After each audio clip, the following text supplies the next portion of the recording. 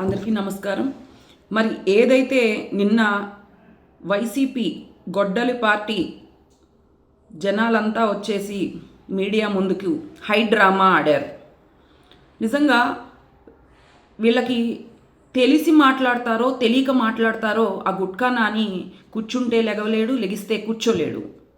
వీళ్ళ ప్రభుత్వం ఉన్నప్పుడు పక్క రాష్ట్రానికి వెళ్ళి ట్రీట్మెంట్ చేయించుకొని వచ్చాడు ఈయన మాట్లాడతాడు ఆంధ్ర రాష్ట్ర అభివృద్ధి గురించి.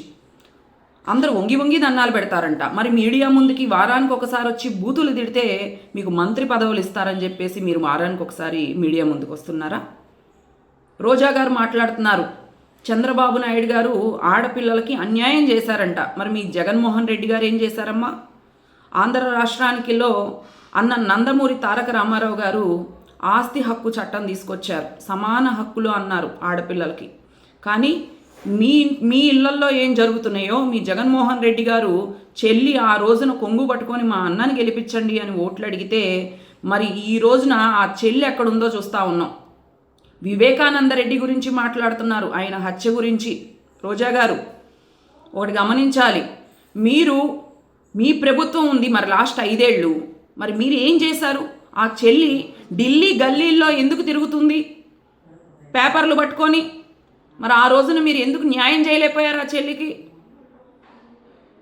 ఈ రోజున ఆడబిడ్డని ఎదురాట్లేదు, ఆడబిడ్డని ఆ రోజున దీపం పథకం కింద గ్యాస్ సిలిండర్లు, గ్యాస్ కనెక్షన్లు ఇప్పించాం. ఈ రోజున దీపం పథకం 2 కింద గ్యాస్ సిలిండర్లు 3 ఫ్రీ ఇస్తూ ఉన్నాం. మరి ఏదైతే మెగా డిఎస్సి ప్రకటించామో ఆ మెగా డిఎస్సి అమలు చేశాం. పెన్షన్లు ఇస్తామన్నాం, పెన్షన్లు 4,000 రూపాయలు పెన్షన్ చేశాము.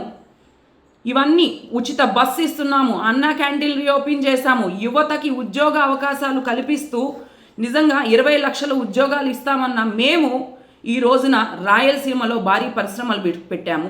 కర్నూలు పారిశ్రామిక అవసరాలను నెరవేరే విధంగా తీసుకొచ్చి ఐటీ హబ్గా మార్చారు. మైగా విశాఖ రైల్వే జోన్ని డెవలప్ చేశారు. అతిపెద్ద గ్రీన్ హైడ్రా హబ్గా చేస్తున్నారు. ఇలా నిజంగా ప్రతి ఒక్కటి రాయల్ ఎన్ఫీల్డ్ తీసుకొని వచ్చారు, గూగుల్ తీసుకొని వచ్చారు, అనంతపురంకి రేమండ్ తీసుకొని వచ్చారు, పుట్టపర్తికి ఫైటర్ జెట్లను తయారీ విధానం తీసుకొచ్చారు.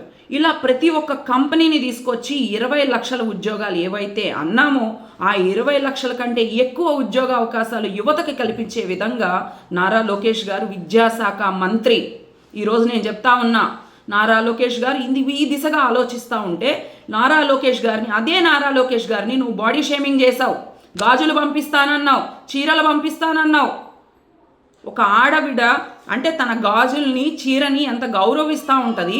ఒక మగవాళ్ళకి ఇలాంటివి పంపించాలనే ఆలోచన విధానం అనేది నువ్వు మార్చుకోవాలి అని చెప్పి రోజా గారికి మేము తెలియజేస్తూ ఉన్నాం.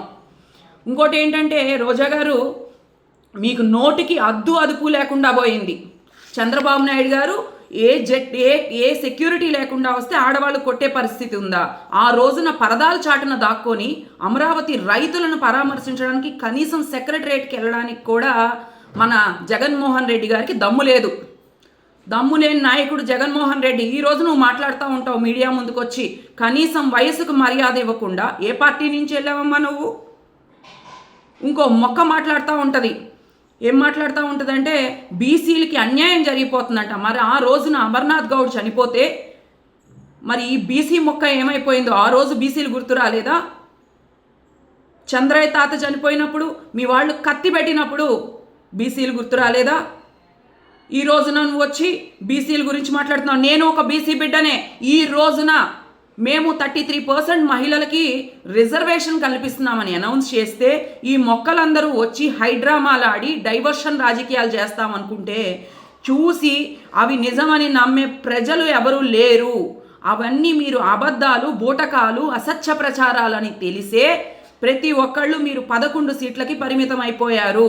ఇంకా ఈరోజు కూడా మీరు మీటింగులు పెట్టి ఆయన మాట్లాడుతున్నారు. జగన్మోహన్ రెడ్డి గారు ఏం మాట్లాడుతున్నారంటే కన్నబాబు గారు మీటింగ్ ఇస్తారు, చెప్తారు, 20 నిమిషాలు మీరు నిద్రపోకుండా కూర్చొని ఉండండి, కన్నబాబు గారు ఇస్తారు, నేను మాట్లాడలేను, బోరు కొడుతుందేమో మీకు అని మాట్లాడుతున్నారు. ఒక నాయకుడు మహానాడని పెడితే నిన్న పొద్దున్న నుంచి సాయంత్రం దాకా ఒక్క కార్యకర్త కూడా స్క్రీన్ ముందు నుంచి కదలలేదు.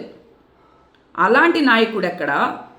20 నిమిషాలకే మీరు నిద్రపోతారు, కునుకేయకుండా కూర్చోండి అని చెప్పేసి భయపడే మీ నాయకుడే కూడా ఎక్కడ?